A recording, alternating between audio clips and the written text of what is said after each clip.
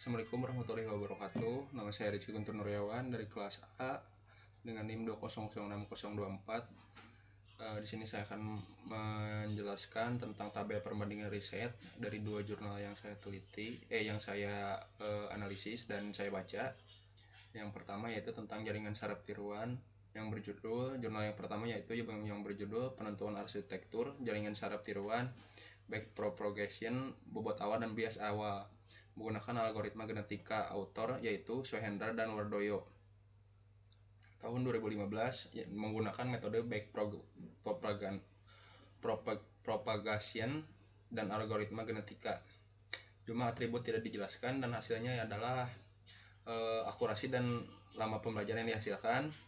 Algoritma genetikanya berhasil menyelesaikan masalah penentuan parameter arsitektur JST dan menghasilkan hasil yang lebih baik dibandingkan dengan tanpa optimal, dan hasil pelatihan JST back propagation tanpa optimasi sangat bergantung pada proses inisialisasi. Untuk kelebihan dan kekurangannya yaitu yang pertama, untuk kelebihannya penentuan arsitektur yang optimal, pengguna algoritma genetika untuk menentukan bobot awal dan bias awal dalam jaringan saraf tiruan. Back propagation membantu dalam menentukan arsitektur yang optimal. Yang kedua yaitu meningkatkan konvergensi. Penggunaan algoritma genetika juga dapat membantu peningkatan kecepatan konvergensi.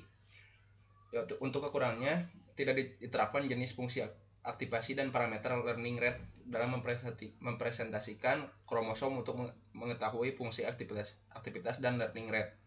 Yang kedua yaitu data yang digunakan sebaiknya diperbanyak sehingga dapat memberikan hasil yang pasti tentang penentuan arsitektur.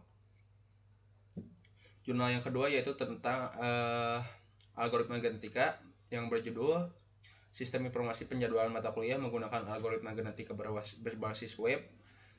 Autornya yaitu Paranduk tahun 2018 menggunakan metode algoritma genetika.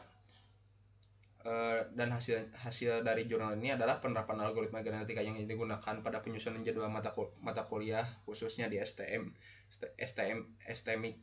STMIC PPKIA belum dapat dikatakan optimal, dikarenakan dari beberapa uji coba yang dilakukan dari 100 kromosom yang dibangkitkan hanya mendapat 35 solusi yang optimal dengan promotion rate sebesar 0,75,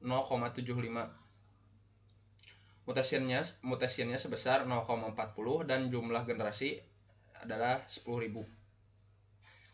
Diperlukan sebuah kombinasi permutation rate dan jumlah generasi yang pas untuk mendapatkan hasil yang optimal. Untuk kelebihannya yaitu efisiensi waktu. Dengan menggunakan algoritma genetika, sistem informasi penjadwalan mata kuliah ini dapat menghasilkan jadwal yang efisien.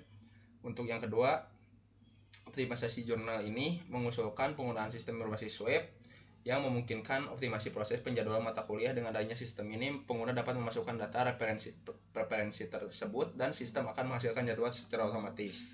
Untuk kekurangannya yaitu ketergantungan pada data yang akurat. Untuk menghasilkan jadwal yang optimal, sistem informasi ini membutuhkan data yang akurat tentang mata kuliah, jadwal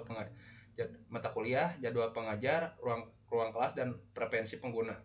Jika data yang digunakan tidak akurat atau tidak lengkap, jadwal yang dihasilkan yaitu menjadi tidak optimal atau tidak memenuhi persyaratan yang diinginkan. Yang kedua adalah ketergantungan pada data yang akurat. Nah, sudah dijelaskan seperti tadi. Nah, mungkin ini untuk referensi link jurnalnya. Nah, mungkin sekian dari saya Rizky Guntur Nuryawan. Assalamualaikum warahmatullahi wabarakatuh.